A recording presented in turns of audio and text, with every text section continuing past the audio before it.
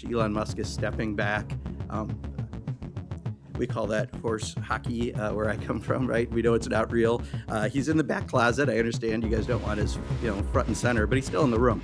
And he's still making a lot of these decisions. The dumbest thing I could possibly do is fire someone just to rehire them, right? Because you've given them no job security. It's like beyond stupid, right?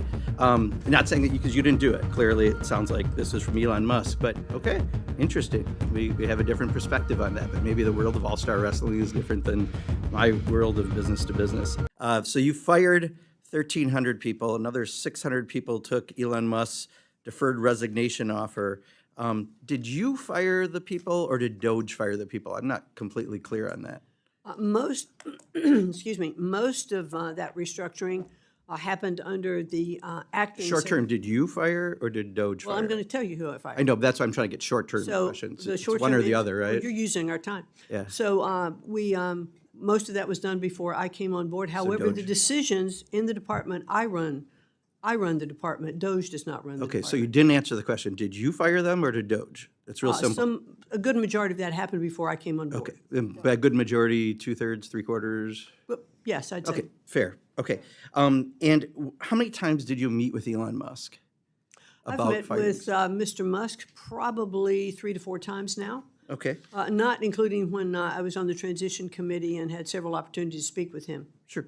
And then if I understand it right, on your Department of Education employee roster, you have right now at least is about 16 DOGE employees. Is that correct right now, working with you? I can get back to you to the exact number. I don't think it's that high, but we Okay. do have, they are employees. Those that we have are employees of the federal And government. when you did their background checks to see how they're qualified about education, how many had undergraduate degrees and how many had graduate degrees in I education? can get back to you on that.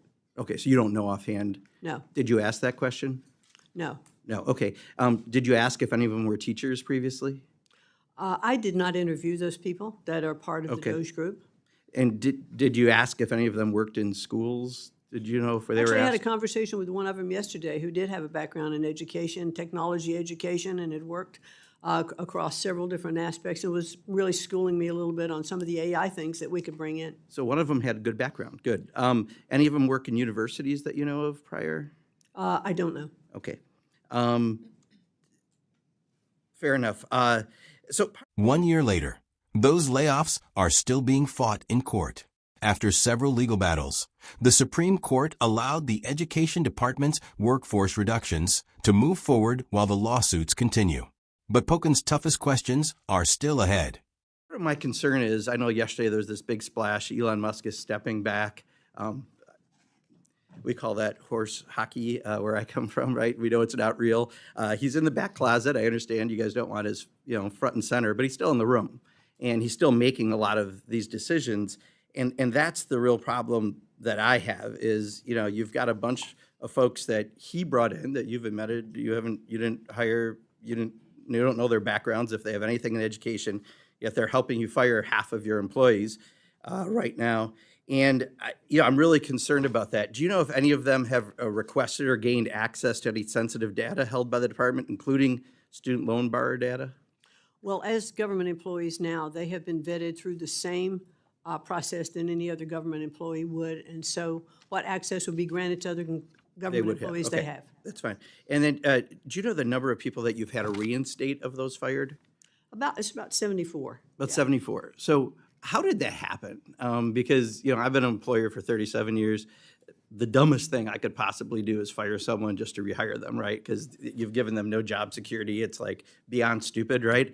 Not saying that because you didn't do it. Clearly, it sounds like this is from Elon Musk. But how did that happen, that people got fired and no one thought of you might need them in your department? Some of that did happen when I returned. Okay. Now, I was in the private sector. I have done restructuring in firms, and it's painful to do that. Yeah. But And fire you- people wait, to no, rehire them? well, here's the thing. Like usually that's not a strategy. When you are restructuring in a company, you hope that you're just cutting fat. Sometimes you cut a little in the muscle, and you realize it as you're continuing with your programs, and you can bring people back to do that. Yeah. So Or that's you what can we plan did. ahead and not fire people to rehire them, right? That would be another strategy that I think is more often used. Would you agree? Well, I'm saying that I have been on both sides of that coin, and I found them both to be effective. Okay, interesting. We have a different perspective on that. And there's another update.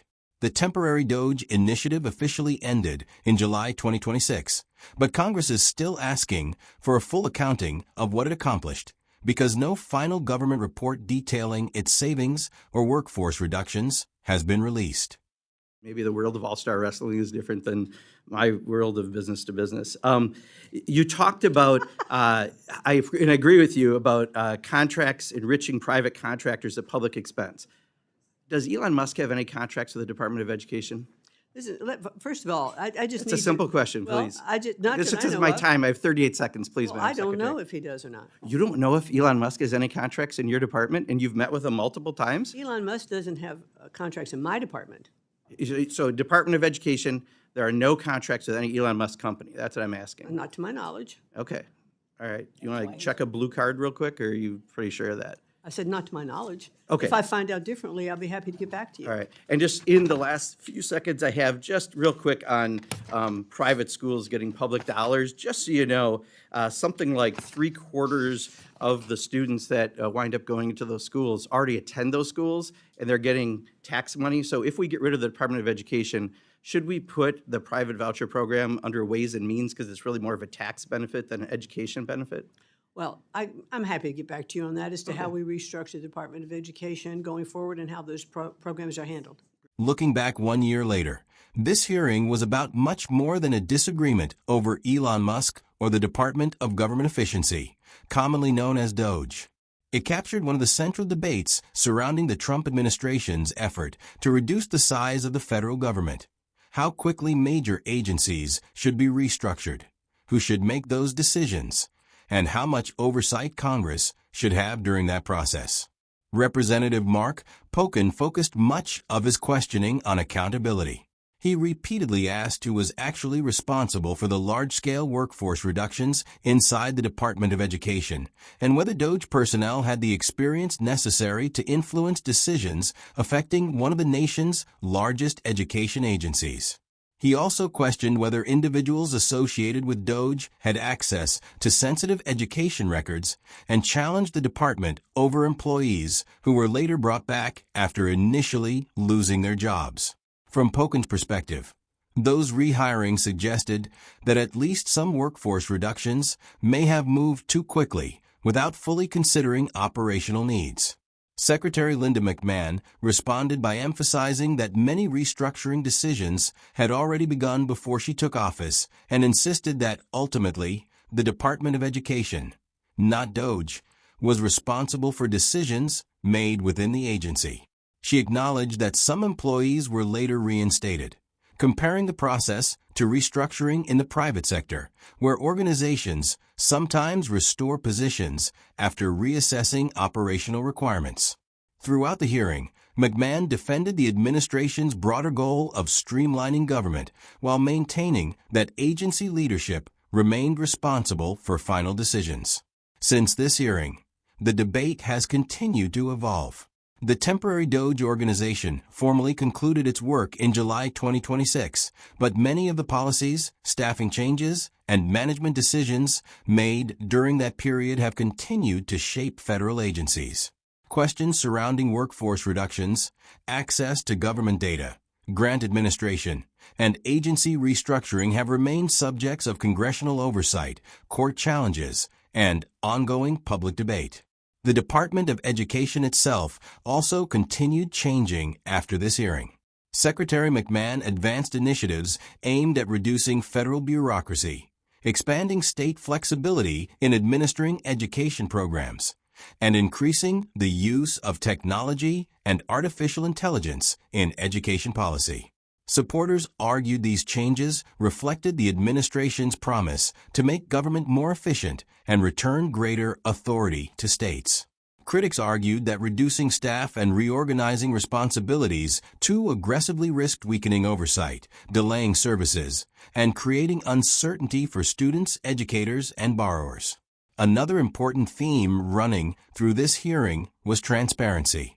Pocan repeatedly pressed McMahon about Elon Musk's role, the qualifications of DOGE personnel, and whether companies associated with Musk held contracts with the Department of Education. McMahon answered that she was unaware of any such contracts and emphasized that DOGE personnel working within the department were federal employees subject to the same vetting procedures as others. Even after this hearing, questions about the influence of outside advisors and the relationship between DOGE and individual agencies remained politically contentious. Ultimately, this hearing reflects a larger philosophical disagreement about government itself. One side argued that federal agencies had become too large, too expensive, and too resistant to reform, making aggressive restructuring both necessary and overdue. The other argued that efficiency should never come at the expense of expertise, careful planning, or accountability to Congress and the public. Those competing visions continue shaping debates over education policy and the future role of the federal government.